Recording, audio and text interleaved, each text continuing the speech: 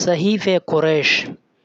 ابن اسحاق بیان کرتے ہیں کہ قریش کے سب قبائل نے بنو ہاشم اور بنو المطلب کے خلاف دستاویز لکھ کر خانہ کعبہ میں لٹکا دی، جس کے بعد سارے قریش نے بنو ہاشم اور بنو المطلب کا معاشرتی بائیکاٹ کر دیا۔ اس زمانے میں یہ لوگ ایک گھاٹی میں چلے گئے جسے شعیب ابی طالب یعنی ابو طالب کی گھاٹی کہا جاتا ہے۔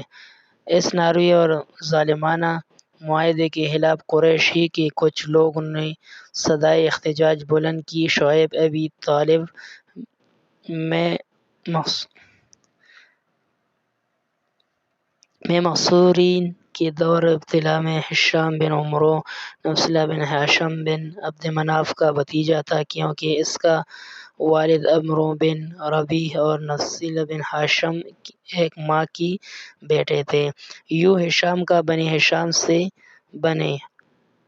ہاشم سے رشتہ داری کا تعلق تھا۔ یہ شخص اپنی قوم میں صاحب عزت تھا اور خدا نے اسے بڑی خوبیوں اور شرف سے نوازا تھا۔ یہ رات کو قریش کے سرداروں سے چھپ کر سامان خوردونوش اپنے اونٹ پر لادا اور گھاٹی کے دہانے پر جا کر اونٹ کی تکمیل اتار لی، پھر اونٹ کی گھاٹی کی جانب ہانک دیتا، کبھی غلہ کبھی دیگر اشیائے ضرورت یہ شریف آدمی شعیب ابی طالب کے محصورین تک پہنچاتا رہا۔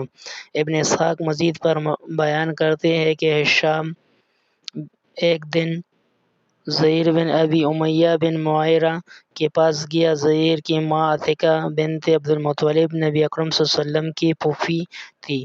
ہشام نے اس سے کہا، اے زہیرہ، کیا تو نے اس بات پر خوش ہے کہ تو پیٹ بھر کر کھانا کھاتا ہے، اچھا لباس زیب تن کرتا ہے اور شادیاں بھی رچاتا ہے، جبکہ تیرے ننیال پر جو قیامت بیت رہی ہے اس سے بھی تو واقف ہے۔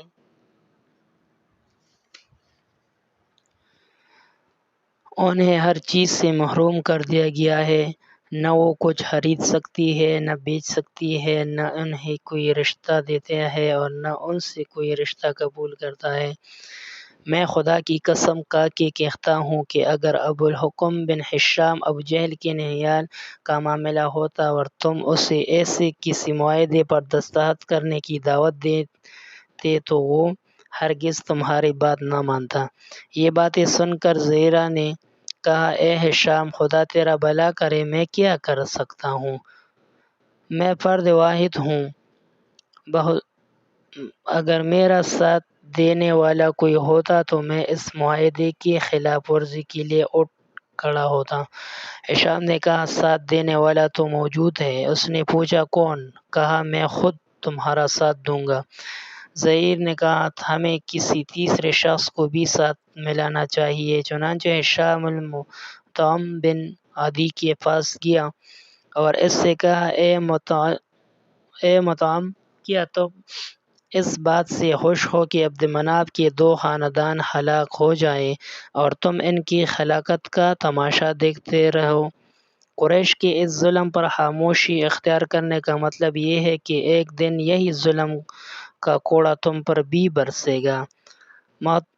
مطعم نے کہا، تیرا بھلا ہو، میں تنہا آدمی اس نازک مسئلے پر کیا کر سکتا ہوں؟ اس نے کہا، تم تنہا نہیں ہو، میں تمہارے ساتھ ہوں۔ اس نے کہا، یہ تو ٹھیک ہے، مگر ہمیں ایک تیسرے آدمی بھی درکار ہے۔ ہشام نے کہا، تیسرا بھی موجود ہے اور وہ زہیر بن ابو امیہ ہے۔ یہ سن کر مطعم خوش ہوا، مگر اس نے کہا، کام مشکل ہے، ہمیں کوئی چوتھا آدمی بھی تلاش کرنا چاہیے۔ ہشام مطعم کو اپنا ہم نوا بنانے کے بعد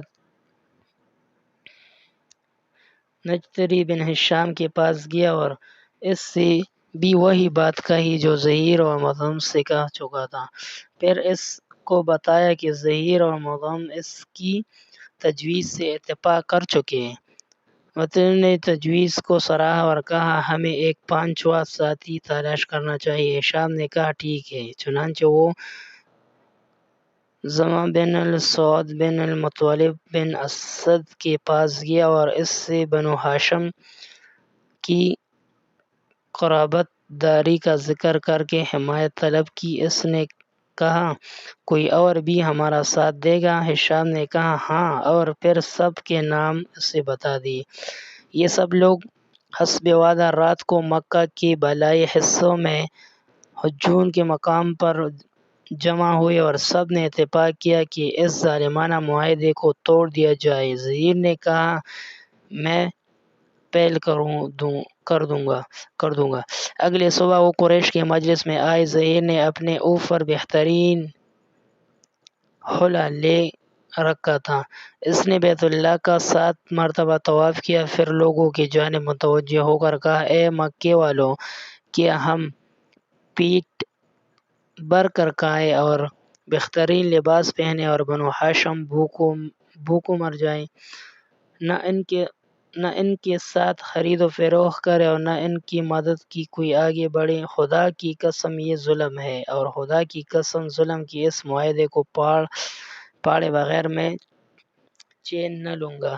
ابن اسحاق بیان کرتے ہیں کہ اس معاہدے کا کاتب منصور بن اکرمہ تھا، جس کا خط شل ہو گیا تھا۔ ابن ہشام نے بیان کیا کہ کئی اہل علم کہتے ہیں کہ حضور اکرم صلی اللہ علیہ وسلم نے ابو طالب سے کہا چچا جان، ظلم کے معاہدے کو اللہ نے ختم کر دیا ہے، اس کے ہر لفظ کو دماغ نے چاٹ لیا ہے سوائے اللہ کے ناموں کے جو اس معاہدے میں لکھے گئے تھے۔ ظلم کا رحمی اور بہتان کا خاتمہ ہو گیا ہے۔ ابو طالب نے پوچھا کیا تیرے رب نے تجھے اس کی خبر دی ہے؟ آپ صلی اللہ علیہ وسلم نے فرمایا ہاں۔ ابو طالب نے کہا بہدا تمہارے پاس کوئی نہیں آیا جو ایسی خبر لاتا، اس لیے یقیناً تمہیں یہ خبر خدا ہی نے دی۔ اس کے بعد ابو طالب گھاٹی سے نکلے اور قریش کے پاس آئے۔ ان کو مخاطب کر کے فرمایا اے قریش کے لوگوں، میرے بھتیجے نے مجھے بتایا کہ تمہارے صفحہ دماغ نے چاٹ کر صاف کر دیا ہے، ذرا مجھے بھی وہ دکھاؤ۔ اگر وہ واقعی دماغ کے نظر ہو چکا ہے جیسا کہ میرے بھتیجے نے کہا ہے تو پھر تم اپنے مکاتبہ پر نظر ثانی کر کے اس ظلم سے ہاتھ کھینچ لو، اور اگر میرے بھتیجے نے جھوٹ کہا ہے تو میں اسے تمہارے حوالہ کر دوں گا۔ قریش نے کہا یہ بہت اچھی بات ہے، ہم اس سے متفق ہیں۔ پھر انہوں نے خانہ کعبہ میں لٹکی ہوئی اس معاہدے کو دیکھا تو وہ بالکل اسی حالت میں تھا جس حالت کا ذکر حضور اکرم صلی اللہ علیہ وسلم نے کیا تھا۔